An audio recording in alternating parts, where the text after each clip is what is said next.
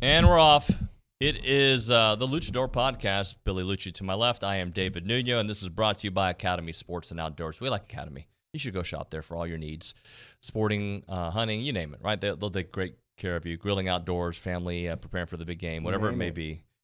Shop at academy.com and have I'm fun. running to Academy today, actually. Yeah? Yeah, do you need? I'm actually looking for a. I don't want to go too deep into it because you'll take it and run with it. Yeah, but probably. Tell me more. I was gonna get like one of those weight vests, like 10 or 20 pound weight vest. Why? I just saw. I don't want to bore you and everyone else. It won't bore you, but with the details of just something I saw and read On YouTube? Like if I'm gonna walk, I walked 8.5 miles yesterday between walking from here to Reed Arena back. We went by and met some friends at that Brookshire Brothers over there, and then came back here, and then walked the dog twice, and then did the treadmill, and then the rest of you are walking around. So I'm like, I just saw somebody talking about that, and like what a difference just doing that with like carrying 20 extra pounds or 10 extra pounds. It doesn't seem like anything, but what like that a ruck does, vest you're talking about. Not a weight, not like a, I got you now. Okay. No, yeah, not a weightlifting belt. Yeah, like a ruck vest, yeah. Yeah, and so anyway. I've been interested in that too, yeah. I saw a clip Dalton sent me the other day on Instagram, like Reels, and so a problem of mine, I'll be like up late surfing through Instagram like Reels and just go in a rabbit hole, and mainly music. I'm into like the scenery stuff, like travel places, and then like you can get me a good like moose or bear attack, I'm all over it.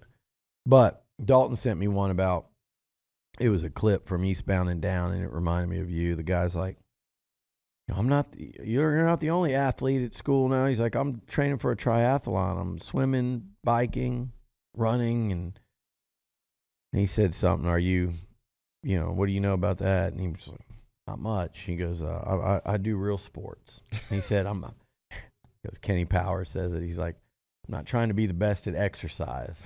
that's you thought about me? Not trying to be the best at exercise. I'm just going to Academy to get a damn weight vest, maybe, if I have time. Might stop at Bed Bath & Beyond, Home Depot. Get a loofah or whatever. That's from old school. Let's talk about being the best in the SEC, which is now a real possibility. Yeah. I said after the Missouri game, I think it's time you stop talking about any bubble talk. They're off of it. And you start talking about that with a win Tuesday night, is A&M, they're a legit contender for the SEC title. And really, it was just that Missouri game. Once they won that game there, because if you looked at it in its totality and you said at Missouri, home against Tennessee, at Mississippi State, back-to-back road games with Ole Miss, even though they're way down, but just back-to-back road games. And we're worried about Mississippi State. Ole Miss just took them to overtime a game ago. Mississippi State just took Missouri to the final shot in Columbia. They almost did what A&M did in winning up there. So, and Bama at home. That final 5 games, if you just looked at that all together and said, well, A&M has to go either undefeated or 4-1 with a win over Bama. And that would mean Bama has to lose somewhere else along the way. I don't think they will, but they do get Arkansas and Auburn, but both at home. Mm-hmm. I think, is it tonight? They're South Carolina. They're going to win by 50. But let's just say you needed to go 5-0 during that stretch. Looking at that sounded like a tall order. I'm the same guy that thought beating, Georgia at home, Auburn at home, road game LSU, Arkansas at home was tough. And I was saying 3-1 there would be good. I want 4-0. 3-1 would be good. Now that you've knocked off Missouri on the road, I thought looking at that, you should start talking about them as an SEC title contender. Because they were going to be a slight home favorite against Tennessee or slight underdog, depending on where the momentum was. Tennessee lost to Kentucky. It changed it a little bit. But you'll probably be a slight road favorite at Mississippi State. You'll be favored in your other one. And then you play Alabama, if you win those games, at home, at Reed Arena, in that environment that we saw last night with a shot at an SEC title. Yeah, after that Missouri game, I think they established themselves as there is one remaining threat to the Crimson Tide coasting to an SEC championship, and it's an opportunity now right in front of the Aggies to claim the program's second, I guess, at best, your second shared, not at best, hell. Alabama could win out. Bama could lose to Auburn or Arkansas. You beat them, you win it outright. But let's call it an SEC title. They are 3 wins away from being SEC champions. That's factual. Bama has nothing to do with that other than what happens on the court in that game. But if Texas A&M wins their next 3 games, they're SEC champs in some form or fashion. And it would be just like Kentucky, where you won a home game against the team you shared it with in your one meeting, and so therefore we could claim that. It's still a shared, because I get it. The schedules aren't equal, and maybe one team played a tougher one than the other, and you call it a share. But SEC champs is in front of you. Right. Incredible from where we were. And right up through last night, David, Texas A&M is 20-3. The Aggies are, and Buzz and Wade and Boots and Coleman and the guys. 20-3 in their last 23 SEC games. That's counting 4 in last year's tournament. Mm-hmm. That is an insane, insane number. We're impressed with 13-2 right now. Don't forget that in the 9 SEC games before that, they were 8-1. 7-1, 20, 13, 20-3 in their last 23 games. They're playing. They are dominating this conference right now. And again, I said it the other day. Maybe it's Tennessee, but now that they've got 6 conference losses, right? They're not catching them. It ain't them. They got 6 this year. So Kentucky's the only one. In the last 23 games, yeah. Texas A&M has the best record of the 14 teams in the SEC. They have the best record in the conference over a 23-game stretch. And I don't think it's even close. Tennessee's got probably at least 7 or 8, and they're probably second. You have a 4 or 5 game lead over them in a 23-game stretch. I don't remember Bama at the end of last year, but they weren't that good. I think they got into the tournament, and they were dangerous. Mm-hmm. And I think they had a good. This is last year or the year before, they had a nice little run, but I don't think they were like at the top of the heap last year. I promise you, they're a game ahead of A&M right now. They definitely have more than 3 since then. Yeah. And anyway, it's not even worth looking up. It's factual, but done because you got to go back. It's a harder one than you Yeah. think, because you got to start counting, and you're not going to be much. You're not going to be paying attention. Maybe I might stop talking and you do a follow up in between. How about last night though? I'm actually looking. They lost quite a bit towards the end. I loved everything about last night. I didn't care that they were down 9 or 11-2. I was like, damn, that's not the way you want to start. And Tennessee came in here and said, screw your fans, right. Screw your home court advantage. They're a good team, and they're desperate. I think Rick Barnes, I heard him last night. I was sitting on the other side of the curtain. I heard him getting interviewed. I'm just sitting there with my buddy Josh, and we could hear him. And the guy kind of said, man, you got to close out games. And Barnes said, hey, David, or whatever it is, wait a second now. Hold on. This is as tough. Basically said, this environment is incredible. That's a great basketball team. And we took them to the final final shot. We came in and overcame. This is a place no one wants to play. He was just going on about, I could tell, the way they'd been playing, that was a really good game for them. Right. That was Tennessee at their earlier. best. Yeah. Minus, couple guys. Josiah, what's his name? Josiah Jones, Vincent, but minus him. And I look at that team last night, Tennessee, and I'm going, that they could be a Final Four team. And people have been saying that about them most of the year until this recent stretch. But man, they lost 2 buzzer beaters, and they're not playing good basketball. They've been banged up. But last night with Vescovy, and why do you and Owen keep saying Vescovy? You're driving me nuts. Is it Vescovy? Uh-huh. Is it? Yeah, it is.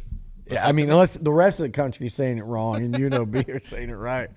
But with Vescovy and I think the Meshack guy's pretty good. But Vescovy is how I'd say in Spanish. I'm looking at it. Santiago Vescovy. Okay, well, you didn't do that. Now you're putting some But some language into it. Vescovi. Yeah. Sorry. Okay. Whatever. We know who he is, and we certainly, Aggie fans know who he is after last night. But, and then their other guard, he was off. Ziegler? Ziegler was off. He shooting. hit that one heat check shot, though. Dude, good God. They shot 31 threes. And it felt like they were hot.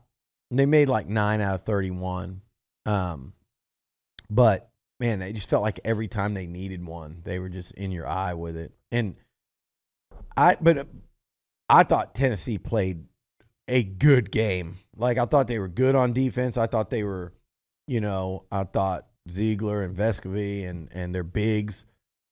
Meshack was tough. He's a big physical looking dude. Like, I thought, I'm watching them, and then those bigs that they just keep bringing in, and then they bring in,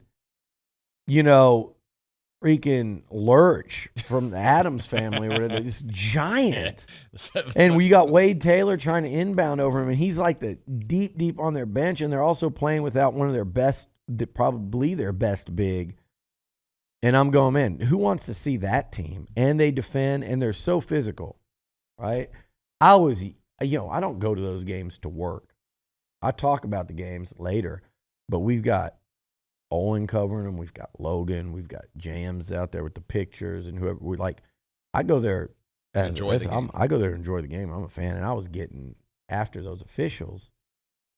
But a lot of those rebounds, it's just like they let them play physical. That is a physical Tennessee team, and we saw that last year because a tired A&M team ran into them, fourth game in 4 days, and Tennessee and a lot of these same guys just beat them up. They just beat them up, and it was never competitive. They got out to a similar start as they did last night, and A&M just couldn't answer. They maybe made one little run, but it was kind of like anticlimactic after that whole stretch of games that week. But last night they answered, and then Tennessee countered, and then A&M answered, and Texas A&M was a better team. Barely. I thought they were the better team, but they had to overcome a ton, man. I mean, that was if you advance to the second weekend or further in this NCAA tournament, those are the kind of games you circle and go, that told you that they're capable of doing that. I mean, there's a lot of things along the way. Missouri's going to go to the tournament. They just went on the road and beat them by double digits. Mm-hmm. Auburn probably go unless they tank. They went on the road and beat them by double digits, controlled the games. Those things, yeah, but a game like last night, game like that Arkansas game a game ago, a game like the Auburn game here where they were also behind early, these are ones that when you watch that, don't you feel like, man, this team can make a run. Last night, to me, I think changes the opinion of those outside of College Station. Yeah. And I'm not even talking about Lenardi. I'm just saying, this A&M team is for real. They're not just a buzz team that plays hard. They are a legit, really good team. As that number keeps going up in that win column and that other one stays at 2, it's like there ain't many teams in college basketball with that big a disparity within a major conference. Whether it be the ACC, Big Ten, Pac-12, Big 12, SEC, Big East, whatever you want. There's not many teams left where the wins to losses is that lopsided. Yep. And the streak A&M is now on as well. What is it, 6 in a row? 6 in a row. You've got an emerging star outside of College Station in Wade Taylor. But, oh, by the way, everyone else also knows about Boots Radford. But the SEC also all knows about, hey, they also have those 2 bigs that on any given night can take over. Henry Coleman had a rough night last night with fouls, and here comes Marble with, what he did, 21 and 9, and was just an absolute man. And then another night, it might be Coleman, and it will be. And so that dynamic, and then you've got the Dexter Dennis, Andy Garcia, and then you go down into the some of the bench guys too, like Gordon, Solomon. Solo wasn't a big factor last night, but he might be in the next game. Like it just and Manny suited up. I know he wasn't going to play, but that's getting closer. You're going to add depth. They have great guards in Taylor and Boots and beyond, and I'd call Dennis too. I mean, the 3 guard, like they have great guards, not good, but like great college guards. They have winners. They have fighters. They battle. They defend your ass. They hit free. They're the best at free throws right now. How good does it feel to have Wade and Boots in there too? Look, at the end of games, I feel so comfortable. Because that is my worst part as a fan. At the end of games, when you're up like that, like free throws. I didn't love the inbounding. I didn't love that. But they almost lost the game. Right. But then again, like, think about the Wade play. Like, they turn the ball over, and he turns it right back. He gets it right back. Off of a good player. Yeah. Like a real guy. Went around. Got it. Mine. That was a game. Like, Tennessee was probably getting, if they'd handled that and, played a little 2-man game real quick right there, they might got layup to go ahead with seconds left. That's 2 games this year. At the end of games, like, I feel comfortable with them, don't get me wrong, but there was the one game where Anderson Garcia had the turnover and they had another and then last night it could have been that, but it wasn't. Was that Auburn or was that Vandy? I think it wasn't Vandy. It might have been Auburn. It was Auburn, I think. Okay. But, anywho,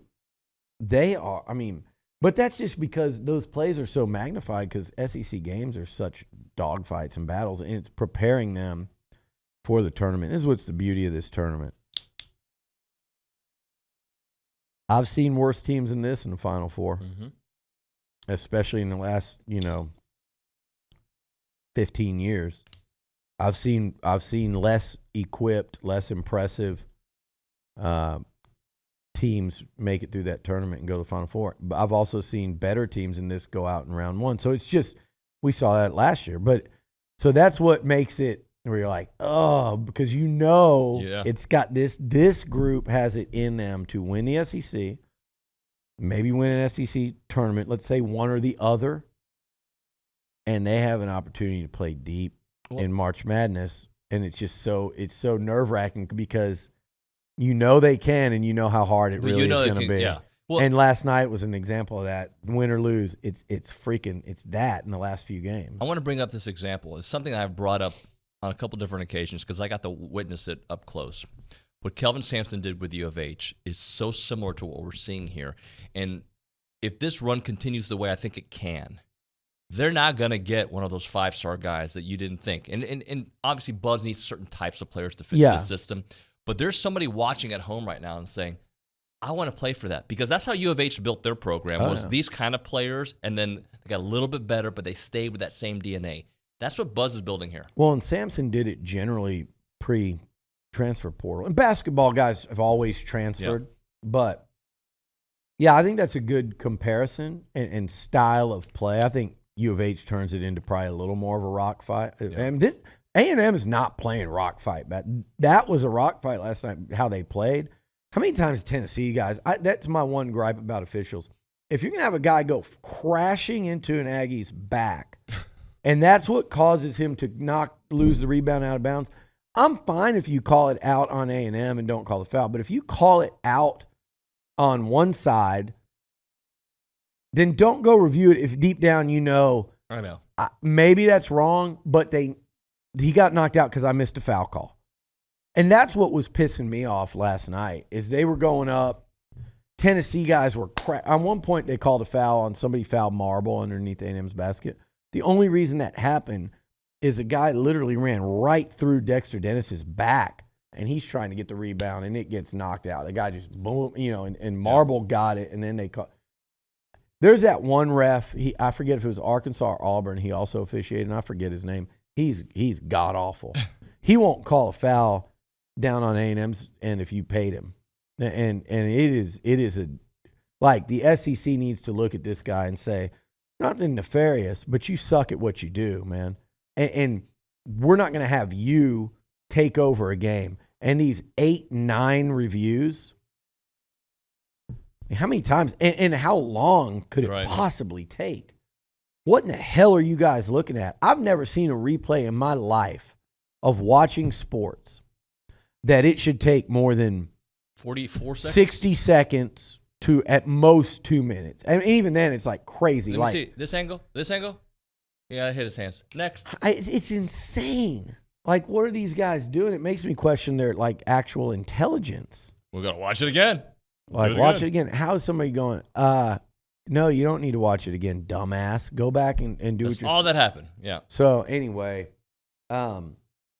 physical basketball game. And the way the Aggies are, U of H, yeah, it reminds me of that. But I'm going to tell you, I've watched A&M teams that were good teams that had a lot of trouble scoring, a lot.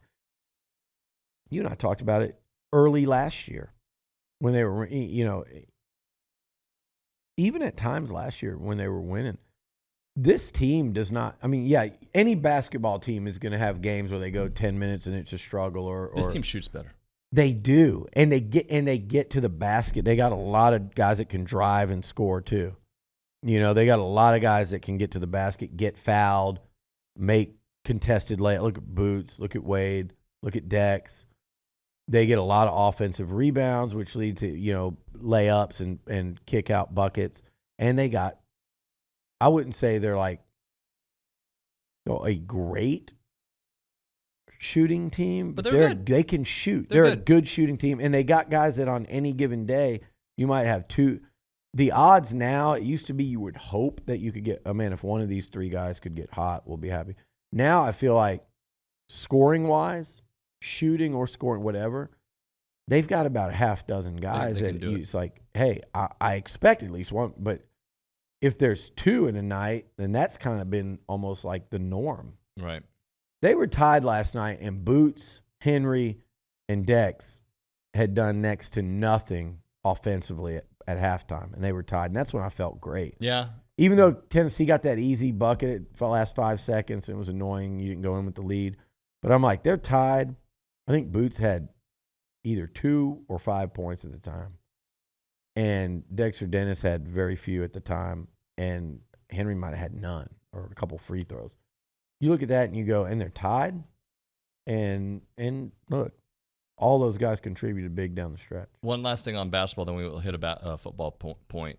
I said on the show earlier, and I know you agree with this, legends are made in the postseason. Yeah. The reason we talk about Q so endearing is the way he closed out that season for A&M last year, the AC Law years, right? There's a lot of guys, Caruso, right? What you do in the big moments. There's a couple guys on this team, Wade Taylor leading the way right now, that we're going to be speaking about differently here in the next few weeks because of what I think they're going to be able to do in the postseason and beyond. 100% agree with you. And I'll tell you, this is one of those teams. We've made the comparison, and it's too easy. It does remind you a lot of last year's baseball team. Mm-hmm. And it's one of those teams that you look at and you go, man, this is a special group. They're capturing that magic that Dylan Rock and Jack Moss and Boast and Targach and Warner and all those guys captured last year, where like that TCU series and then the Louisville and then Omaha and that night in Austin against Texas and a couple of those, that series win against Arkansas, the comeback against South Carolina. You're seeing that with this team, and this team is reminding me now of like a 98 A&M football team.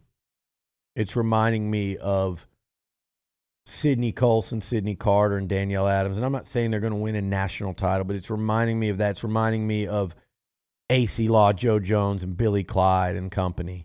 Logan, you're part of the N company, by the way. I didn't leave you out. It's reminding me of the 98, Big 12 champion football team. Just a special group that like fans really have fallen in love with the personalities of the players, and the players have also done this with the fan base as well, and the student body. This is going to be one of those groups that we talk about 3 years from now, 7 years from now, 10 years from now, where people are like, oh, I remember that was the squad, right? The football team's all at the games. All the other coaches are there. Like, this is one of those teams, and it is. And I really hope that they make a run in this thing. Buzz has taken a team to the Elite Eight. He's taken, I think, 3 teams to the Sweet 16. He knows how to get there. These players are hungry after what happened last year when it comes to the NCAA tournament. They proved last year that Buzz's system in a postseason is very difficult. They were 3-1 in the SEC tournament. They were, 4-1, 3 or 4-1? I think 4-1 in the NIT. that they can advance. It doesn't guarantee you will. But it's why, man, I think, David, we've all been hanging on so tight in every one of these games for the last few weeks, because you know that preseason body of work was not good enough. It was severely lacking. So we just wanted to keep stacking those wins. And everyone had always talked about 13. I thought 12 would get you there. But then when you got to 12, it's like, well, not if you lose your last 5. Right. Well, now you just beat number 11 Tennessee at home. And now you're at 13. So now go try to win the whole damn thing. Win the whole thing. And that adds to that. Yeah, it's postseason. You're right. You also go claim an SEC title. Like I started off saying, it's right there in front of you. And by the way, I saw this, I don't know which one. It's one of these accounts that's run by a Longhorn that pretends not to be. And they pretend to be like an unbiased account. And you could see like from a mile away which ones are the jackass Longhorns. And they tweeted last night laughing because A&M lost to Lamar in baseball. Like, Aggies lost to Lamar. The women lost to, was it Little Rock or Pine Bluff? And the men football lost to App State. And basketball lost to Wofford. And I'm just sitting here going, I just want, like, it's one of those deals where if someone was in front of you, you could just, and be like, you dumbass. And that way maybe your, like, lip will swell up so you can't talk for a while. Right. It's not because here's the thing. Wofford, and look where this basketball team is now. Last year, Texas A&M lost a series to Penn. Oh, yeah. And then Frisco, they got dusted by teams that weren't good, 2 of them. They lost a series at home to an Ivy League school in Penn, and they finished in the Final Four. And they beat that Longhorn ass twice in Austin, and then they beat them in what you guys claim as your playground, the area you think you own, and you got your asses sent home by a team that lost to Penn. And now this Aggie team lost to Wofford, and they've come back to do what they do. You know what they did last night? They beat a team that beat the piss out of your Longhorns a couple weeks ago. Tennessee didn't even break a sweat against Texas. This is a basketball team right now that's playing like a top 10 team, which some point along the way we said that about A&M baseball last year. And they kept it going. And it is hard to keep going. And it's even harder in a single elimination format. Mm-hmm. But this basketball team can keep it going. All right, we got one final thing I want to get into.